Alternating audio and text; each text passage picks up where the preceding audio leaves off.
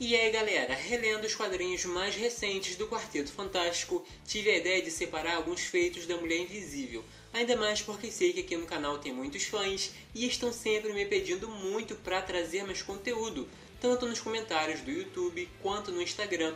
Então, durante os primeiros anos da sua vida como heroína, foi chamada de Garota Invisível, também sendo fundamental para que o bem se unisse a eles na missão espacial que, devido à enorme exposição à radiação cósmica, os transformou em seres super-humanos. Mais tarde, Stan Lee e Jack Kirby deram a ela um desenvolvimento um pouco melhor, e quando John Byrne assumiu, a heroína aprendeu a utilizar seus poderes de um modo ainda mais refinado, e mudou seu nome para Mulher Invisível. Mas sem muita enrolação, vamos direto ao ponto. Vendo através da multidão, o Quarteto Fantástico construiu a Marvel 2, um foguete que foi baseado naquele onde a equipe se expôs aos raios cósmicos e, na intenção de completar a primeira missão, chegaram a Spire, que era seu destino original, mas os moradores de lá já sabiam que isso iria acontecer e tinham um pouco de medo dessa profecia. Os heróis se encontraram com o time de defesa e descobriram que o líder usou aqueles raios cósmicos para dar poder aos moradores da Cidade Baixa.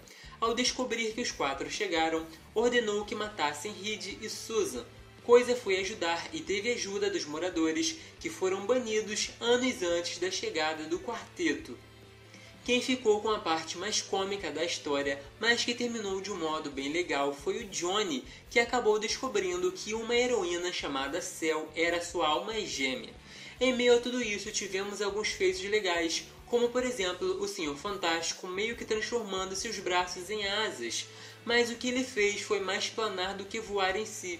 É um detalhe interessante, porque dificilmente ele faz essas coisas. Apesar dele ser bem habilidoso, é um dos heróis com esse poder que menos muda sua aparência e toma outras formas. Ele está quase todo o tempo se esticando para aumentar sua eficiência e às vezes fazer várias coisas ao mesmo tempo. Já com relação a Susan, ela foi descrita mais uma vez como a maior arma e a mais poderosa da formação original. Inclusive, deixou uma multidão invisível, meio que criando um caminho para que eles pudessem ver o que estava acontecendo do outro lado. Seria bem comum se ela deixasse a multidão completamente invisível, mas chamaria muita atenção. Então mais uma vez mostrou que tem muita habilidade e controle sobre o dom que recebeu. Sua capacidade de dobrar os comprimentos de onda da luz estão cada vez mais refinados. Permanentemente invisível. Então, esse é um detalhe que só quem é muito fã sabe, porque dificilmente a Susan mostra ou é mencionado em filmes e animações.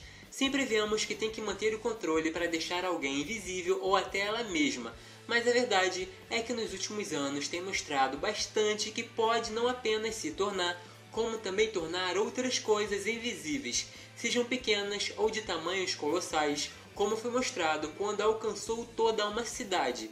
Porém, a loira mostrou no capítulo 11 de Quarteto Fantástico de 2018 que pode deixar algo permanentemente invisível, mesmo que não se concentre naquele alvo, simplesmente tornando invisível e, se ela quiser, permanecendo daquela maneira até que decida novamente tornar o objeto visível. O objeto em questão era uma estrutura cristalina que veio de outra dimensão e estava separando a luz como um prisma, incluindo o fato de estar alterando a cor das pessoas que estavam por perto. Como deduziu que era energizado pela luz, ao usar seus poderes, quebrou os efeitos e fez com que a galera voltasse ao normal. Alguns não deixaram de perguntar se dava para ela levar para a próxima parada LGBT e deixar as coisas um pouco mais coloridas. Valéria gostou da ideia e disse que ia pedir permissão à prefeitura, lembrando que a Susan também é capaz de alterar as cores se quiser, como mostrou na sua HQ solo, se tornando morena, alterando a cor da pele e até dos olhos se quiser. Campo de força ao redor de uma rua inteira. Quando o quarteto decidiu ter uma vida um pouco mais comum, eles decidiram que iriam se mudar para a Rua Iense. Claro que o Reed e a Valéria tiveram a ideia de usar a tecnologia para deixar as coisas um pouco diferentes. Ou seja, por fora a casa parecia comum, mas por dentro era muito maior que o normal.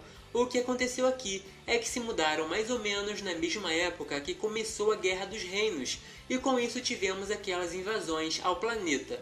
Vários vilões muito poderosos começaram a dar trabalho para os heróis de quase todos os reinos, e com isso os gigantes de gelo invadiram justamente a rua onde a primeira família da Marvel estava morando.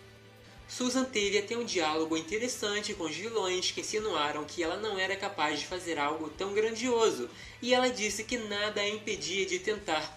O Tocha Humana até tentou tirar uma onda pelo fato de ter uma irmã poderosa. Aparentemente, devido ao tamanho do campo e dos ataques que estava sofrendo, a heroína não ia aguentar muito tempo, e aí que apareceram os moradores que decidiram se juntar com o quarteto para combater os vilões, algo que nem mesmo os heróis estavam esperando. O Franklin também deu aquela força com os poderes incríveis que possui, chegando até mesmo a mostrar suas habilidades com o voo, uma habilidade que ele raramente mostrou em toda a sua história.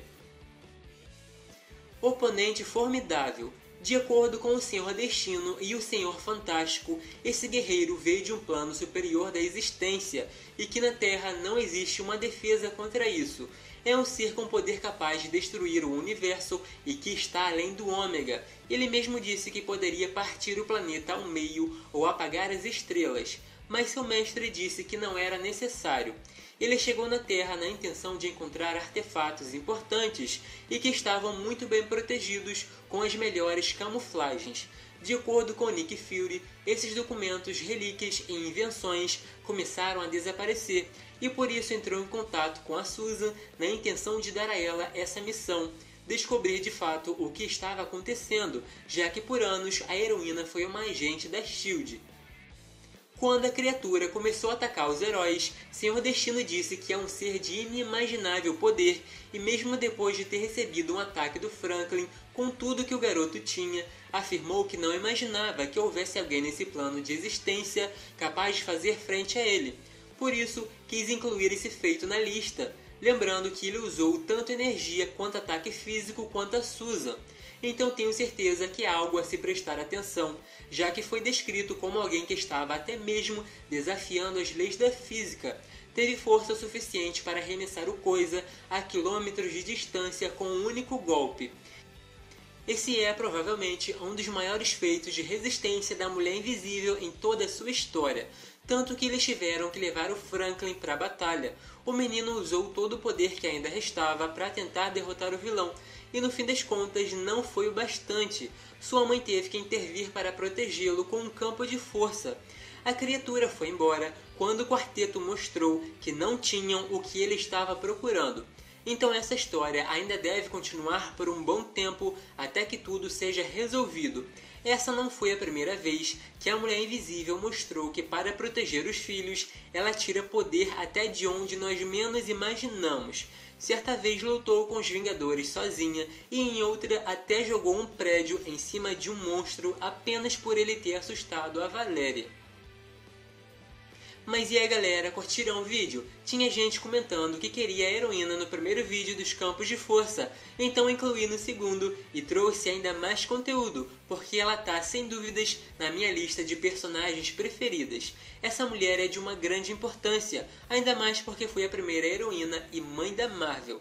É considerada uma arma viva, já foi capaz de enfrentar equipes inteiras sozinha, encarar seres cósmicos, participou de várias das maiores sagas de todos os tempos e ainda possui uma mente incrível.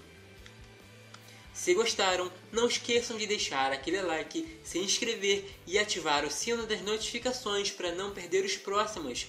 Podem deixar suas sugestões, porque eu tô sempre de olho e assim fica mais fácil saber o tipo de conteúdo que querem por aqui. E para quem quiser me seguir nas redes sociais, é só pesquisar pelo @dinostálgico. Uso o mesmo endereço em todas elas, então é bem fácil me encontrar. Até o próximo!